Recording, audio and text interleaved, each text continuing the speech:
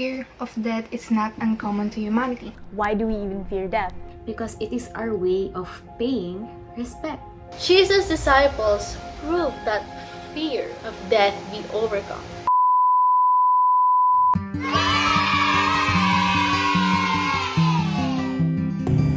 Now, death is an unremovable part of life. From the moment we were born, our days are undeniably numbered. Bilang yung mga araw natin dito sa mundo. And immortality is not a real concept. No one is exempted from death. Whatever your status is or standing in life, whether you're rich or poor, kung mayaman ka or mahirap, death will eventually come for everyone. As morbid as that sounds, that is the reality that we are already aware of, whether we want to admit it or not.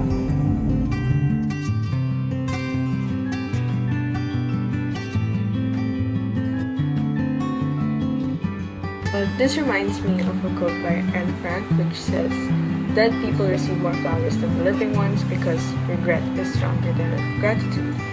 We only realize the importance of a person when they are gone, and sometimes we take them for granted when they are still alive. I think one of the reasons why we wait until a person is gone just to say good things about them is because most of the time we don't have the courage to say it to them directly, or sometimes we even refuse to acknowledge these good things about this person. Maybe because most of the time, people do not realize your worth until you are gone. When someone dies, it will sink in that this person never coming back again. I think that the reason, like the biggest reason why usually we wait, well, not wait, usually people just say good things about someone who just recently passed is obviously you want to remember them in good memory.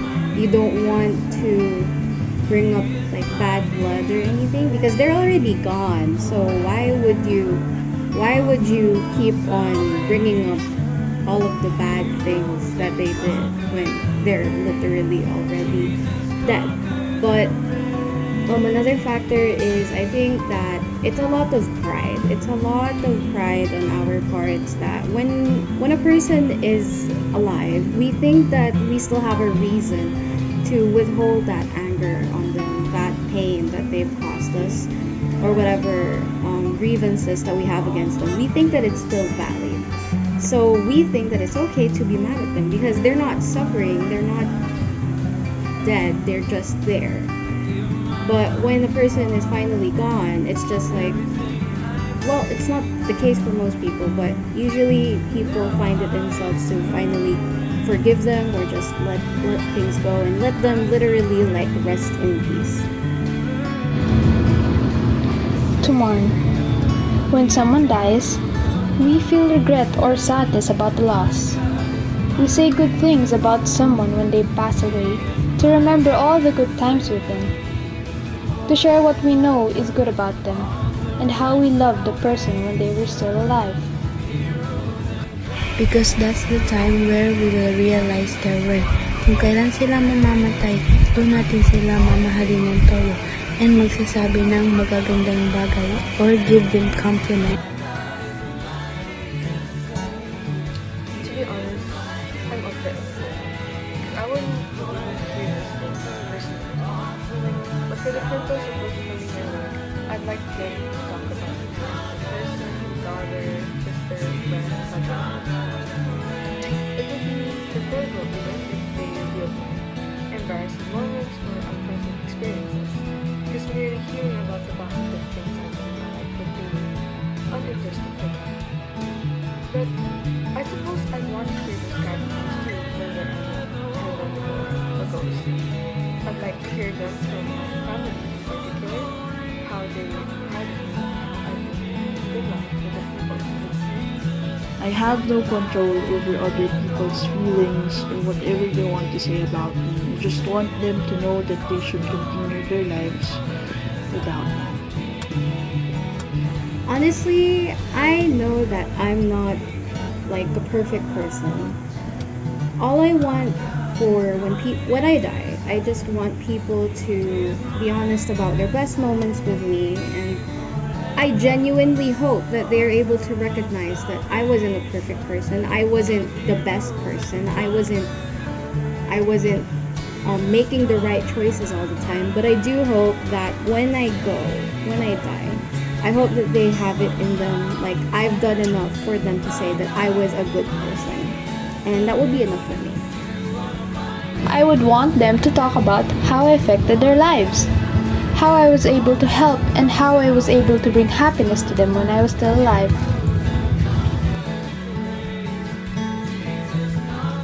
I'm mainly concerned about how I die, because everyone is but I'm more concerned about what will happen to me.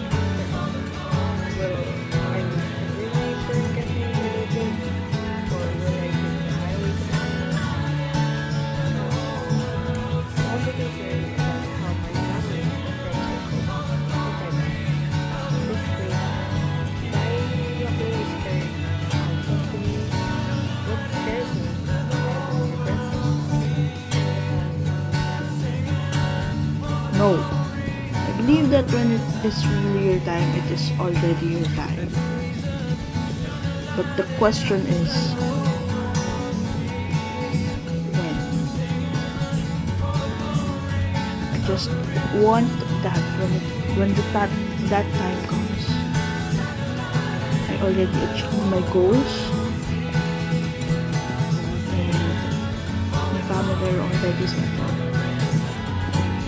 I think a lot of people are afraid to die. Like, even though I often joke around that, hey, haha, I want to die. Even though it's not a laughing matter. I think it's very normalized in our generation. Death is just something that we somehow imagine or even hope for at sometimes. But if I'm gonna be completely honest, I'm still afraid to die, because the number one thing is I'm afraid I'm gonna die without me being able to accomplish everything that I wanted to accomplish. I'm afraid that I'll die with like a painful death. I'm afraid I'll die and I'll leave everyone that I love behind, and they won't be able to move forth without me, even though I know that technically everyone moves on at some point. But the short answer is yes, I am afraid to die, and that's just because I'm human, and I think that every other human is afraid to die as well. Yes and no. This is because death is inevitable to us. It's a part of our lives, and with it, people can have eternal rest. Despite this, the fear of death still lingers, not because the thought of dying itself is scary, but because we'll never know when we'll die, and if we'll be happy and satisfied with our lives by then. First comes in my mind, I said no. Why? I am not afraid to die because number one, dying is part of our life. Every creature has their own limit, and if I already reach my limit, what am I supposed to do? Resent, curse, or ask pardon to others? No, I am happy to die. So if you ever wonder why I am happy to die at this point, at this moment, I would happy to die because I was able to enjoy my life to the fullest. Do things that I wanted, kasama ng mga stupid things. Siyempre, di ba? Then, as well as able to express my feelings to others. Then, with that, I would be happy dying without resentment, without suffering, without pain inside of me, without weariness, without doubt, without fear. I can only reminisce good memories in my dying bed, remembering every good things, memories, stuffs that I did with my friends, with my families, with the persons whom I trusted the most. That's it. Thank you. Hello Philippines and hello world! Kamusta kayong lahat? And you know what I'm saying? We just want to talk about something real quick, and it's all about natural fear of death. Ayan, today more than ever, death is a great concern over health issues. Of course, sino ba naman gusto mamatay, di ba? We always want to prolong our life. No one wants to die without even leaving a legacy. The fear of death is not uncommon to humanity. Minsan napapaisip tayo na parang mawawalan tayo sa mundo, which give us a sad feeling. Being anxious about death is natural, but don't let it get to your head because it will paralyze our life to the point na nakakalimutan nating buhay pa tayo, na maging thankful sa kung anong meron tayo. At the same time, nakakalimutan nating ma-appreciate yung joy sa living. Wait lang. Stay hydrated. So, magkakaroon pala tayo ng trivia for today's video. O yan. Fear of death is known as thanatophobia, which is distinguished from necrophobia, which is the fear of dead persons. People are afraid to die simply because they do not know what will happen after death. It only shows now we appreciate and value our life, in which the thought of ending this precious life of ours really scares us. Okay, so moving on. Di ba kapag nakikilamay tayo, usually, yung mga sinasabi natin doon puro positive remarks. Kasi pag positive, it is our way of paying respect sa patay. Tapos kapag puro negative naman kasi, it is not right. Kasi never naman tayo nakarinig ng mga masasamang salita kapag may namatay na tao, di ba? Because it is our way of paying respect. So, remember the word respect. So, some people naman kasi talaga, they live their life sadly. Hindi nila enjoy life. Like, parang, they often do bad things. Tapos parang, they take guilty pleasure of it, which is pretty wrong. Everyone wants to have a legendary life. Like, parang, yung pangalan nila, maalala ng lahat as a good one. Kasi, don't we all?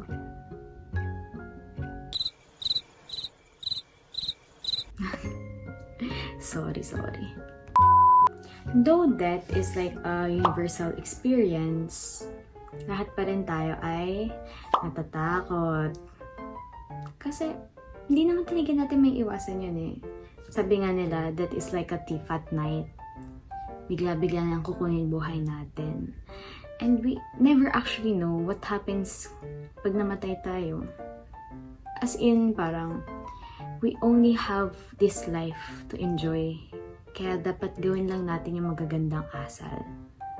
Am I right or am I right? So moving on, next one na ba? Some people may wonder and ponder on the question, why do we even fear death? Ako nga rin mismo, napapaisip din ako tungkol doon. So, death certainly does put human life in question. But really, this is mainly because most of us fear the unknown. Hindi kasi tayo sure or sigurado anong mangyayari sa atin pagkatapos mamatay. The mystery of human beings is more evident in the face of death. So, ibig sabihin nito, pagkamatay ng isang tao, hindi lang ang pagkawala ng body niya ang magaganap, kundi maski ang pagiging extinct from all reality ng tao. In other words, the church emphasizes that death is the separation of the body and soul. But despite that, we must know that under our Catholic faith, the human destiny is to die according to the letter of the Hebrews. Death is universal, meaning it will happen to everyone. Lahat tayo makaka-experience nito. And it may be a thought that could trigger some people's fears and anxieties, but it is a reality that we must learn to accept, as death is inevitable, meaning it will certainly happen and there is no escape to it. Why some people may say that they do not fear death? Siguro may gut feeling na sila na eto na. Katapusan ko na yata. I need to be ready.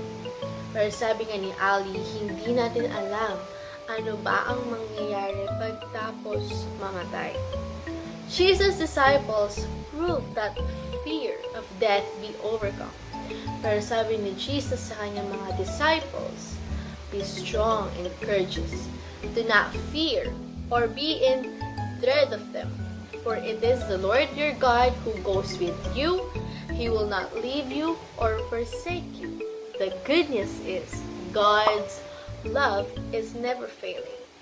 Face your fears and move forward with courage. Various experiences with death may have caused despair and even loss of faith. Maraming katulad natin nawawala yung faith once na may nawala sa kanilang mahal sa buhay. Ang iba ay sinisisi sa Diyos. Bakit nawala sila agad? Bakit sila agad kinuha? Pero maraming naniniwala na hinam lang natin ang ating buhay sa itaas. Dahil sabi sa Biblia, ang Diyos mismo ang nagbigay sa lahat ng tao ng buhay, hininga at lahat ng bagay. Yes, that is pretty much true. We did not create ourselves. God did. He designed each one of us for a specific purpose that only we can feel. I like to look at it this way. God manufactured us, and the manufacturer of an item knows exactly what He designed it for and what its purpose is. Therefore, only God knows the specific job He has given us all to do. If you take your life or turn your back on God, then your personal mission will never get done. The universe will always have unfinished business with you.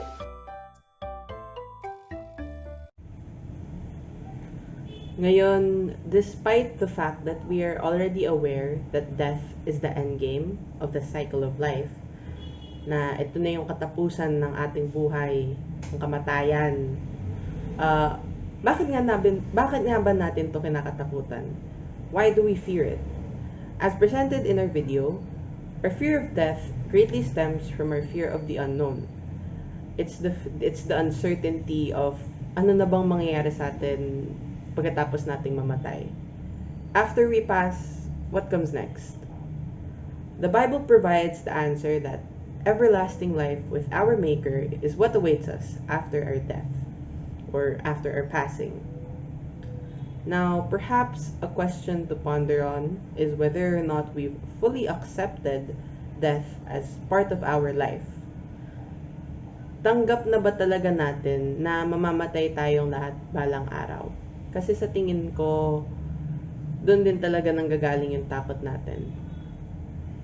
Now, the fear of death is natural. It's a universal feeling, actually. We don't need to stop ourselves from fearing death. However, we should work on accepting it. Now, like I said, the fear of death is a universal feeling, and it is also ano tawag dito? Yun yung destiny para sa ating lahat. We're all bound to experience death someday. And until then, I hope that you choose to live your life to the fullest, so that when you're gone, you can say that you've lived a great life with no regrets. That's all. Thank you for watching our video.